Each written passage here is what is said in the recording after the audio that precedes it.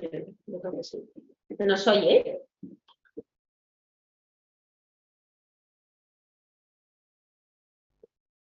¿Hola? Espera, voy a mirar que sea este. Espera. Sí, se os oye, se os oye. Vale, gracias. Ya estamos ahí pensando que no se oye bien. Vale, gracias. Gracias, Isabel, que también lo ha escrito por el chat. Sí, sí, lo he visto ahora.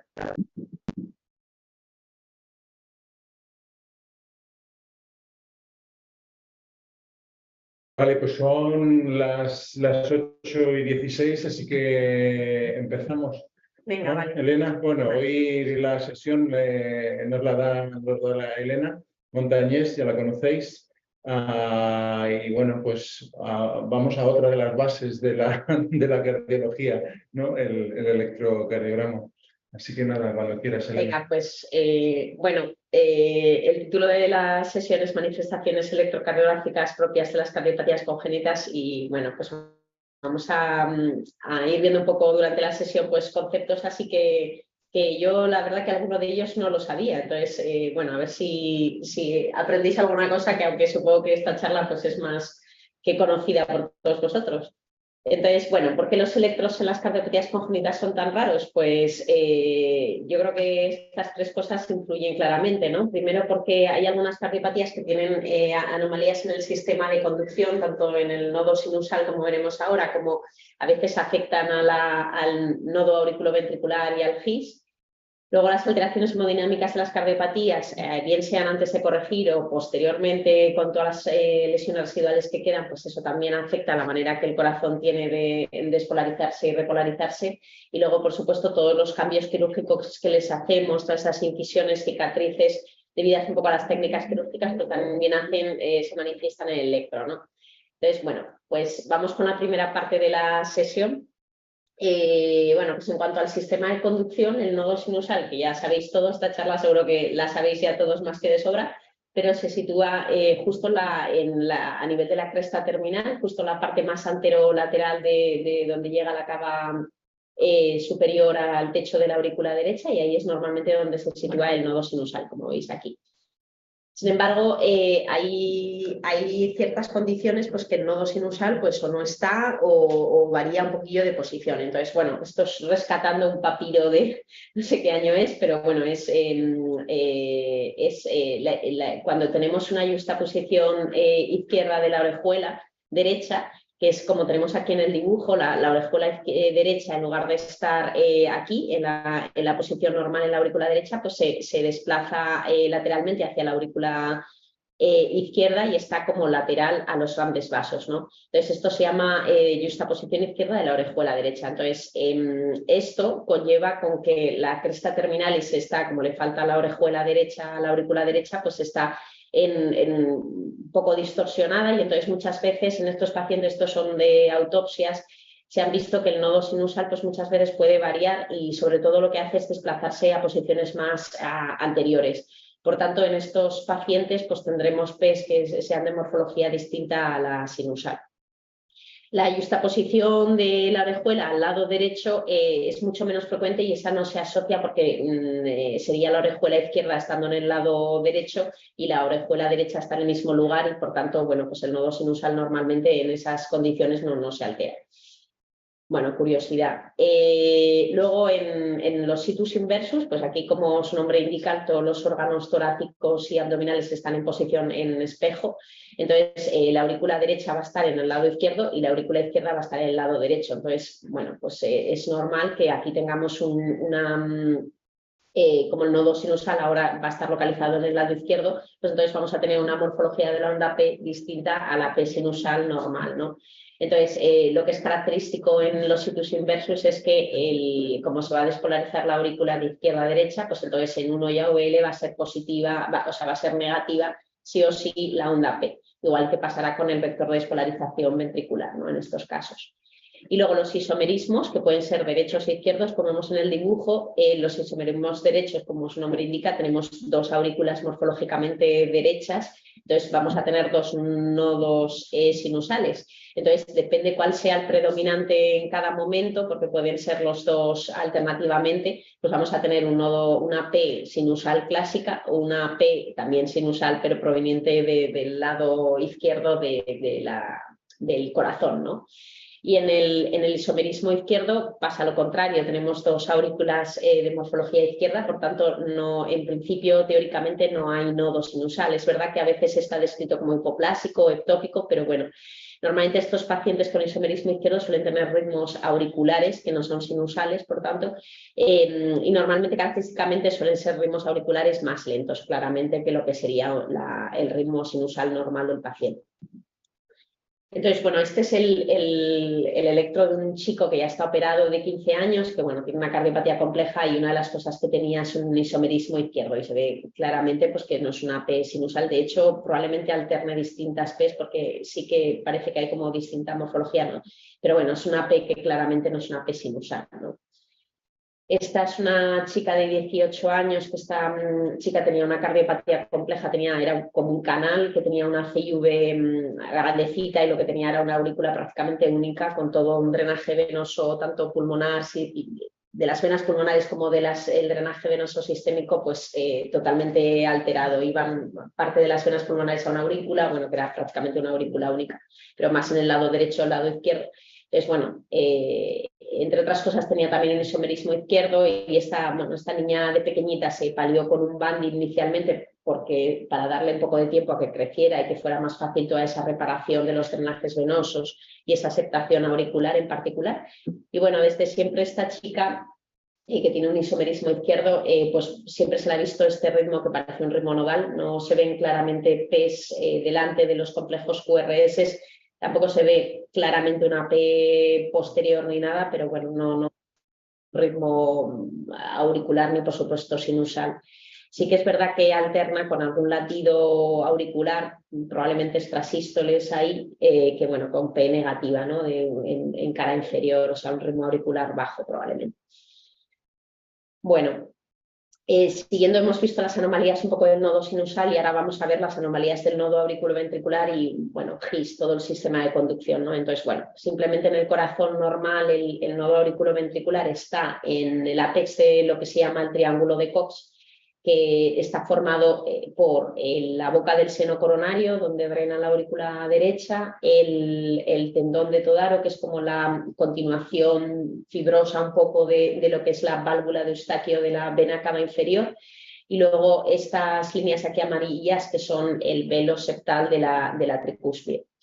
Y bueno, este es un corte un poco, vamos, un corte de lo que sería el sistema de conducción, donde está el nodo compacto, el haz fibroso, que es un poco el haz de GIS, y luego ya en la punta del septo que se bifurca en las ramas del haz de GIS, ¿no? En la izquierda y en la derecha.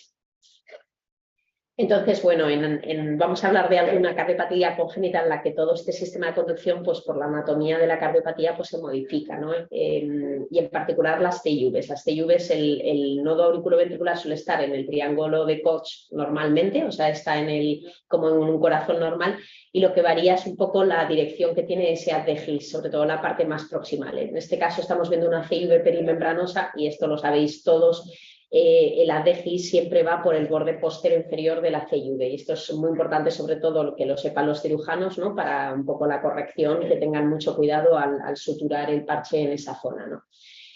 En las TIVs musculares altas, lo que va a pasar es que el haz de GIS se va a situar, bueno, este dibujo no es que sea muy gráfico, pero el haz de GIS va a pasar por la parte antero superior normalmente de la CIV cuando son musculares altas. Y cuando son musculares apicales, ya más distales, pues lo que se va a modificar no es el GIS inicial, sino ya parte de las ramas o bien derecha o bien izquierda del haz de GIS, ¿no? En los canales, todos sabréis también que tiene un electro muy característico, que es la desviación del eje QRS a la izquierda y el hemibloqueo anterior izquierdo. Entonces, esto se produce por dos cosas particulares que tiene esta cardiopatía. Una es que el nodo auriculoventricular normalmente está desplazado posterior e inferiormente, porque justo en la zona un poco donde caería el triángulo de Cox, pues tienen la CIA osteum primum, tienen ese defecto de la cruz del corazón, ¿no? Entonces, existe un nuevo triángulo de Cox, por llamarlo así, ¿no? Que aloja el nodo auriculoventricular, que se forma por el orificio del seno coronario donde drena. Esto es el borde inferior un poco fibroso de lo que es la vía ostium primum. Y luego esto es una válvula de canal, ¿no? Entonces es el velo puente inferior, ¿no? La parte fibrosa de inserción de ese velo inferior de la válvula única canal, ¿no? Entonces ahí estaría alojado el nodo AV compacto. Luego ya el ADGIS sigue por la parte posterior inferior de la CIV, luego ya se bifurca. Y normalmente estos pacientes también suelen tener una rama del ADGIS anterior izquierda hipoplásica. Entonces todo esto hace que tengan ese electro que luego a continuación veremos que es tan característico. En las transposiciones congénitamente corregidas, pues también todos os viene a la cabeza que tienen un electro también muy característico, normalmente, no siempre, normalmente tienen un eje también desviado superiormente o hacia la izquierda, y estos pacientes en la evolución pues suelen tender, conforme se van haciendo adultos, a hacer bloqueos AV avanzados, incluso completos, ¿no? Entonces esto también tiene normalmente una explicación, y es que bueno, pues en estos pacientes suelen tener un nodo en lo que sería el triángulo de Cox normal de un corazón normal, pero ese nodo no suele alojar normalmente todo lo que es la conexión con el sistema de conducción, sino que hay un nodo secundario que es anterior y que se sitúa aquí como está en el dibujo, que en la aurícula derecha, justo en la zona de unión mitropulmonar, porque estos pacientes lo que tienen es una inversión ventricular, ¿no? Entonces están en la zona de unión de la mitral con el anillo pulmonar, y ahí está normalmente el segundo, por decirlo así, pero efectivo triángulo de Cox, ¿no? Por llamarlo así. Está el nodo auriculoventricular compacto, que es el que se va a continuar con el GIS efectivo, no el otro. El ADGIS lo que va a hacer es ir por la zona de unión mitroaórtica, como veis en el dibujo. Si hay CIV asociada, pues va a ir por la parte superior y anterior de la CIV, y luego se va a bifurcar en las dos ramas del tejido conducción del ADGIS, ¿no? No os olvidéis que como hay inversión ventricular, la rama que primero va a salir es la rama izquierda del ADGIS, que va a ir hacia el ventrículo morfológicamente izquierdo, que está situado a la derecha, y luego la otra rama va a ser la rama derecha, que va a ir hacia el ventrículo morfológicamente derecho, que está a la izquierda. Entonces, bueno, esto es lo que sucede en las transposiciones congénitamente corregidas. El riesgo de bloqueo, que la verdad que esto yo no lo sabía, es porque esta zona justo está encrucijada un poco de donde está el nodo compacto y hasta que se bifurcan las ramas del ADGIS, pues es una zona que está, pues el ADGIS ahí debe estar más adelgazado, es justo la zona de la unión mitroaórtica, mitropulmonar, justo donde está el anillo de la pulmonar, y esa zona es, el tejido conducción lo describen así como más fino, y es más fácil pues, que se pueda infiltrar pues, por tejido fibroso o lo que sea, y esto pueda dar a la larga bloqueos. Y de hecho, la incidencia anual de los pacientes con transposiciones congénitamente corregidas de bloqueos es del 2%, y en global la prevalencia pues, no es despreciable, es un poco más de un 20%. En estos pacientes, curiosamente, pues el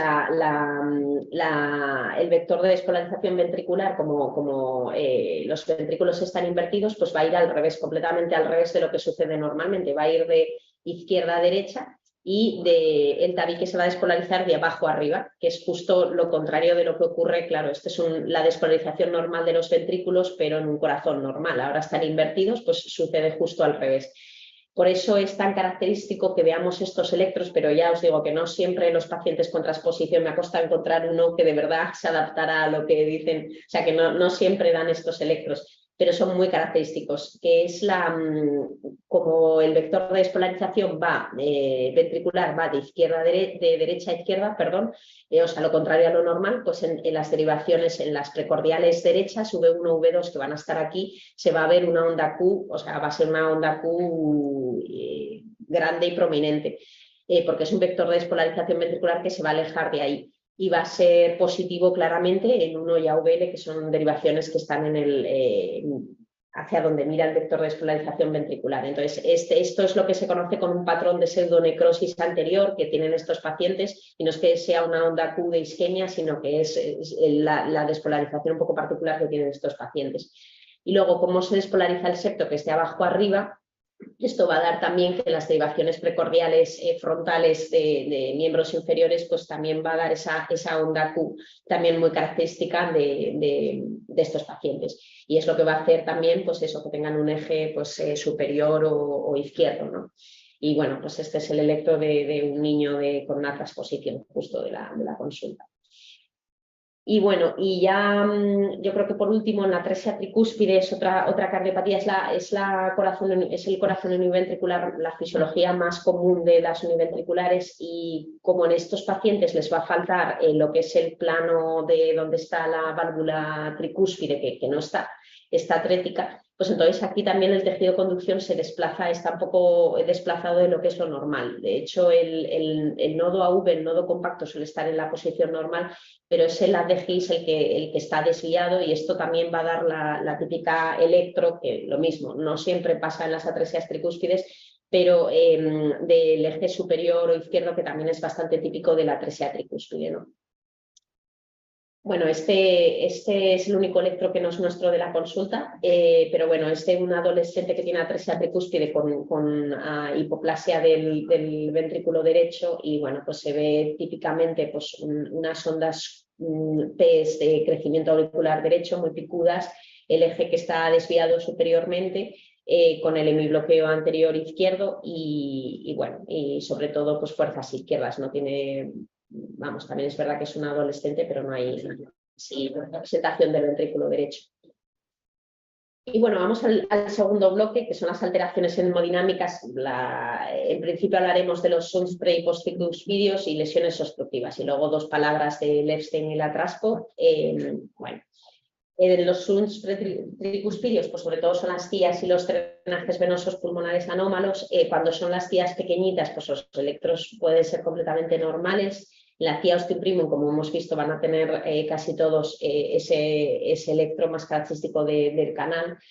Y cuando las tías osteosecundum, o si van asociados a drenajes o drenajes venosos anómalos, cualquier cortocircuito izquierda-derecha que sea significativo, que dé repercusión en la ecografía, pues también va a dar repercusión eléctrica.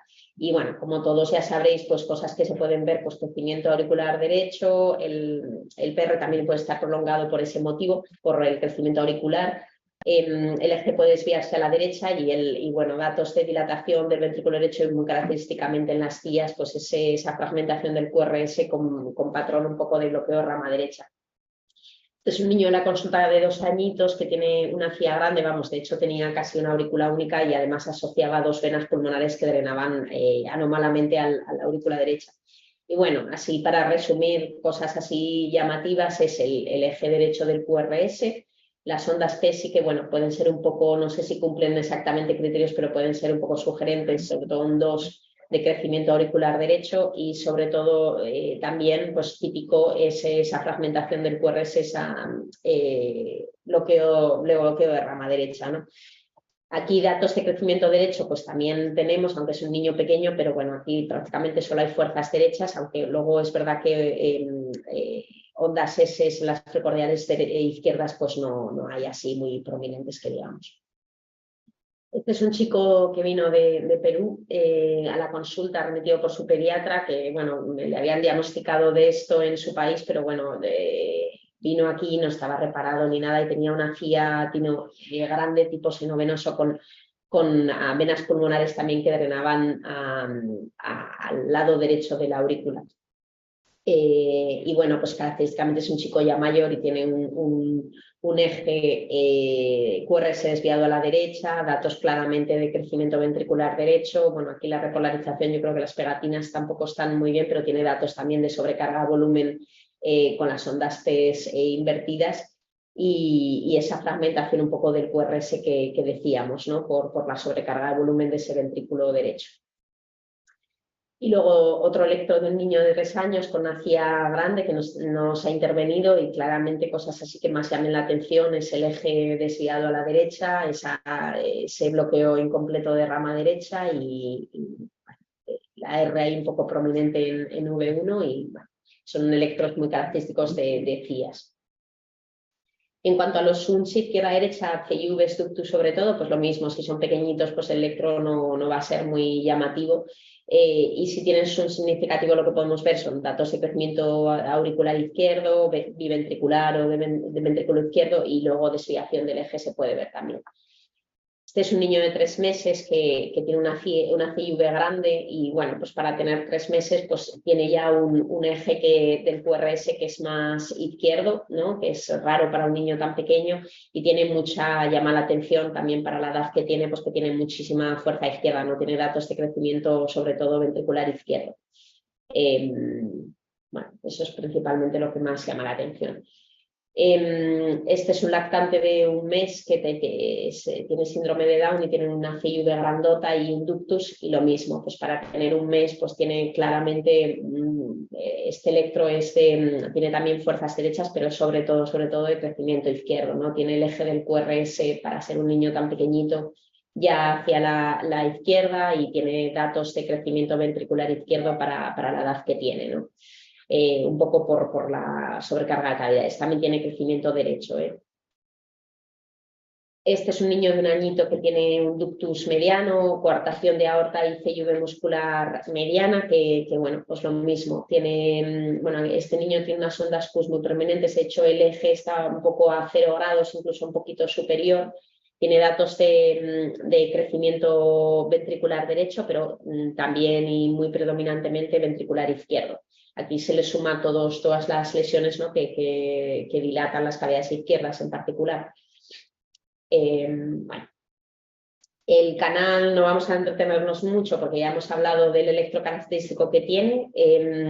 Los canales parciales, como suelen dilatar las cavidades derechas, pues es muy frecuente que tengan bloqueo de rama derecha asociado, incompleto.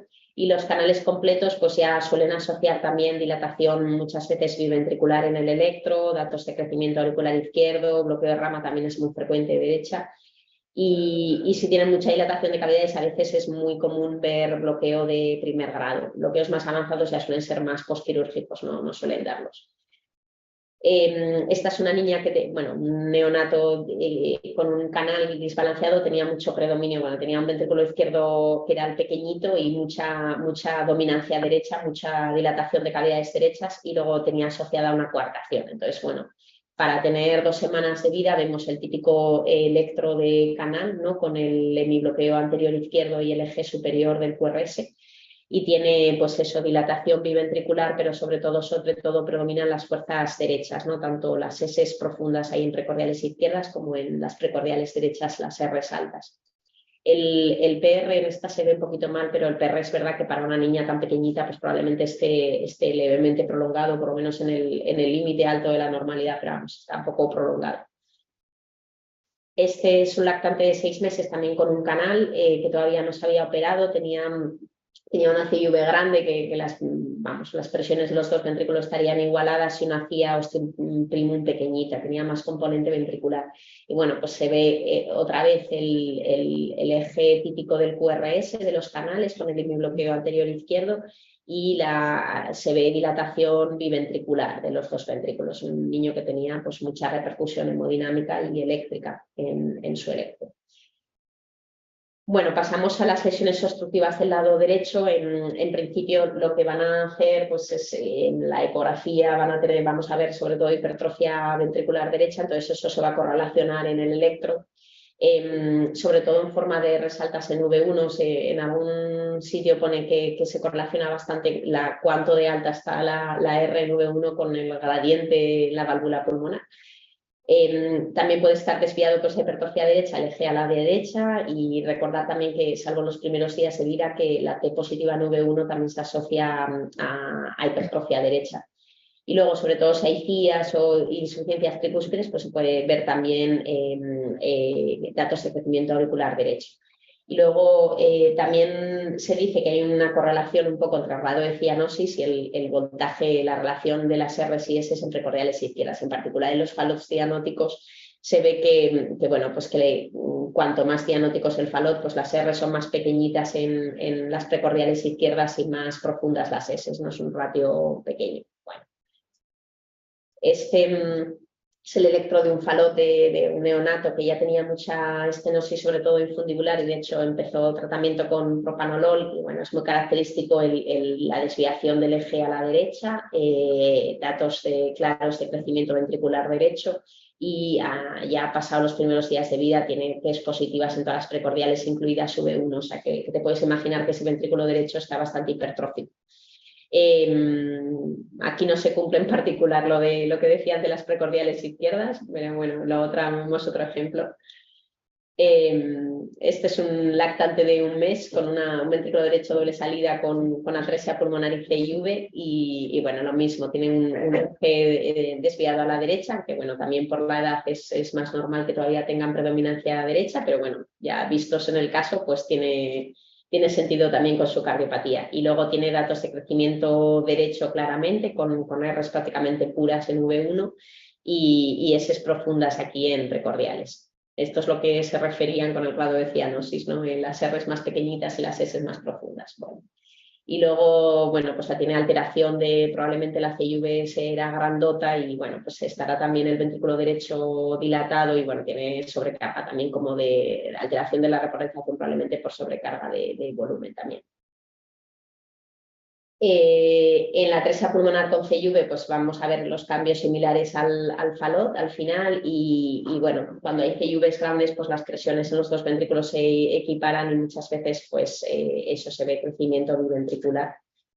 Este es el electro de un lactante de un mes que tiene una atresia pulmonar, estenosis pulmonar crítica, que tiene una CIV no restrictiva y MAPCAS. Y aquí lo que vemos es bueno, pues la desviación del eje a la derecha que venimos diciendo todo el rato.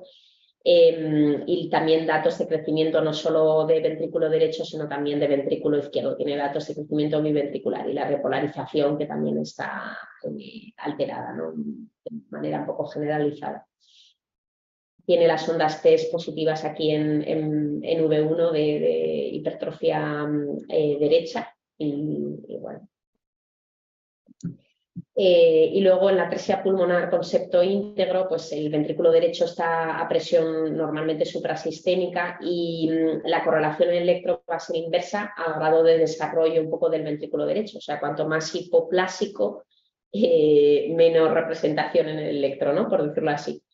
Entonces, bueno, vemos este electro de un lactante de un mes que tiene una atresia pulmonar con septo íntegro y un ventrículo derecho hipoplásico. Y aquí claramente tiene un mesecito el niño y tiene un electro con un eje QRS izquierdo claramente, que es raro ya solo por la edad que tiene.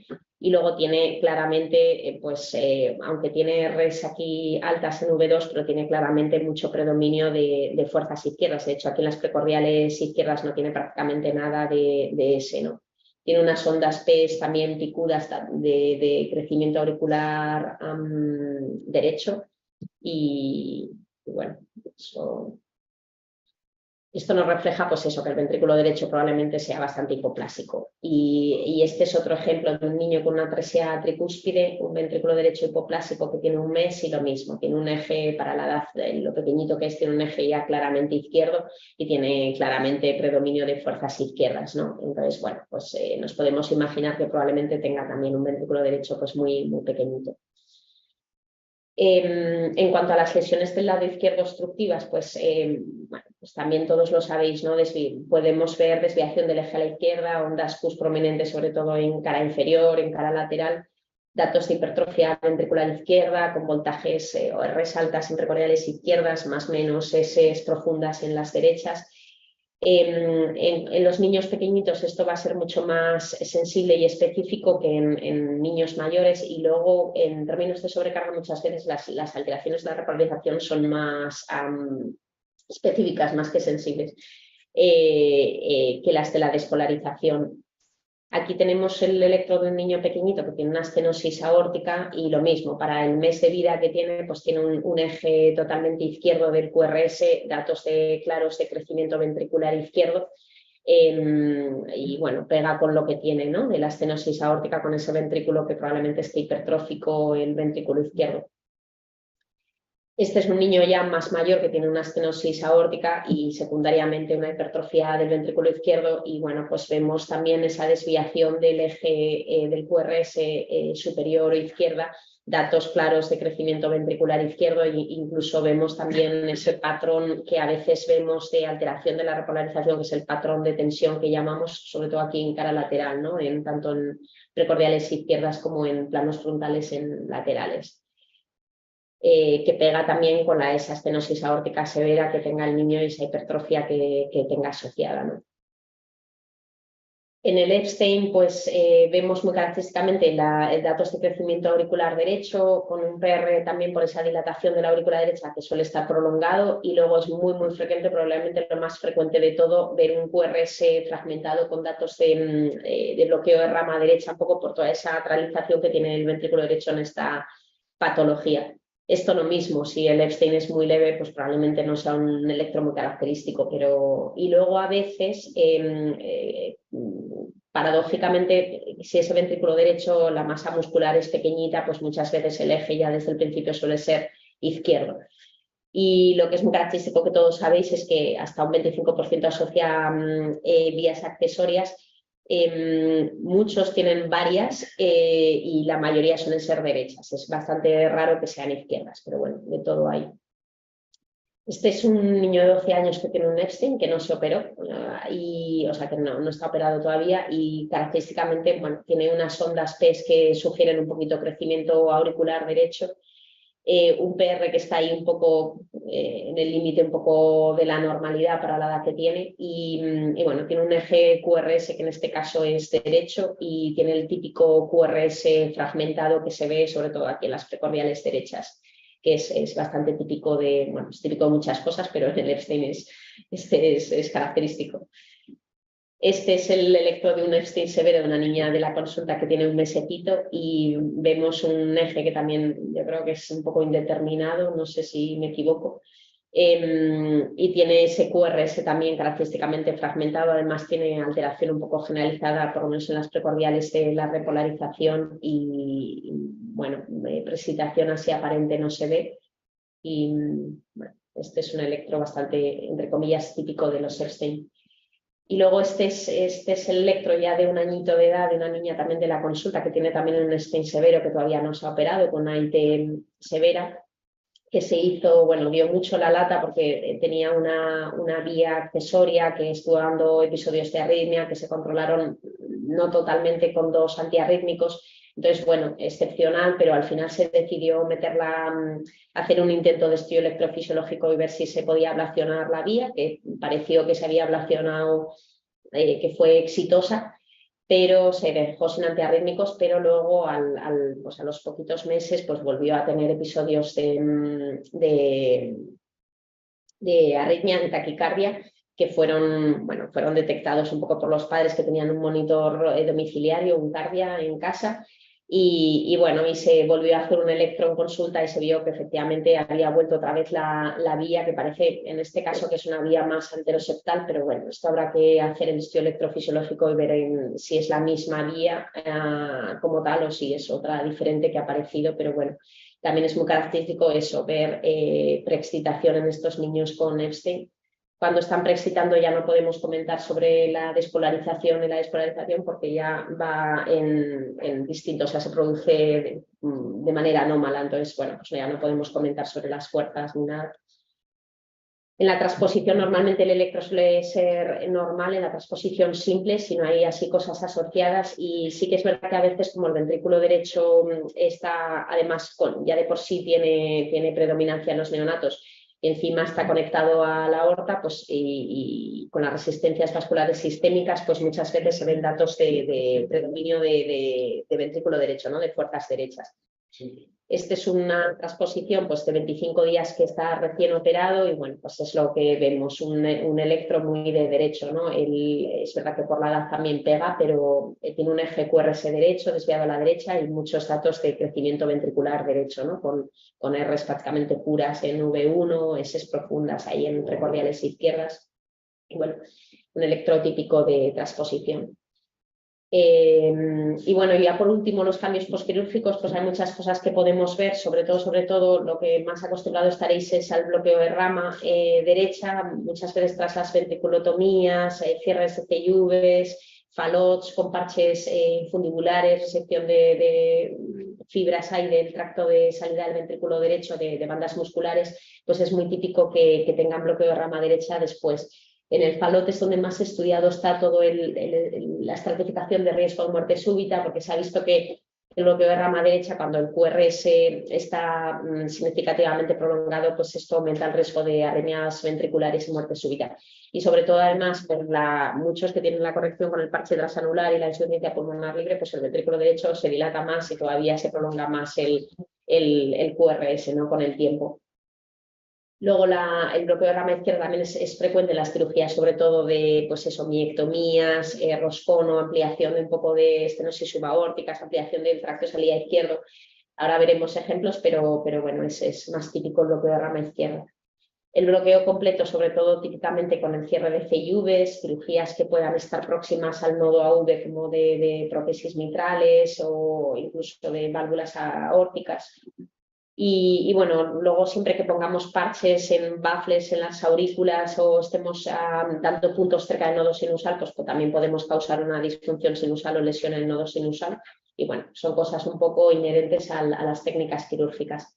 Este es el típico electro del falot operado con parche transanular, ventrículo derecho dilatado, que tiene bueno, pues un QRS espantoso, un bloqueo de rama derecha con un QRS muy ancho y todo alteraciones, bueno, datos de crecimiento derecho sobre todo y alteraciones secundarias de la repolarización, más trastornos de conducción, pues un PR pues ahí en un poco largo, ¿no? De bloqueo de primer grado.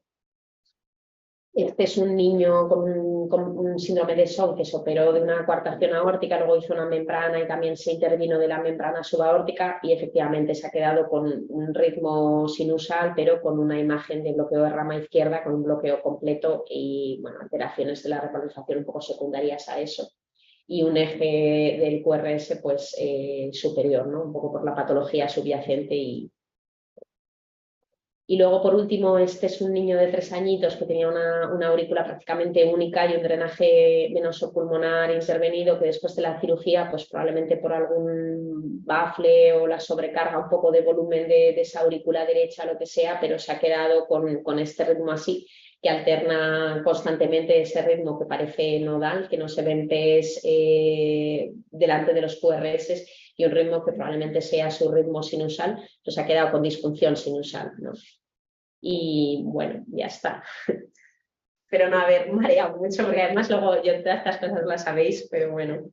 Bueno, pero no sé si hay alguna pregunta o algo. Está bien de vez en cuando repasar un poquito todas estas cosas. Muchas gracias, Elena, por la charla tan exhaustiva de todas las anomalías del electrocardiograma. No sé si alguien quiere hacer algún comentario.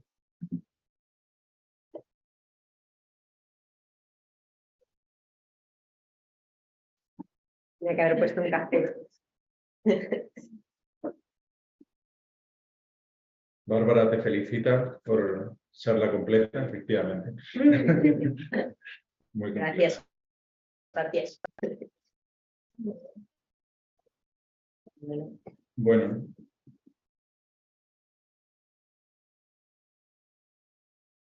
Pues nada, gracias a todos por vuestra asistencia y nos vemos la semana que viene.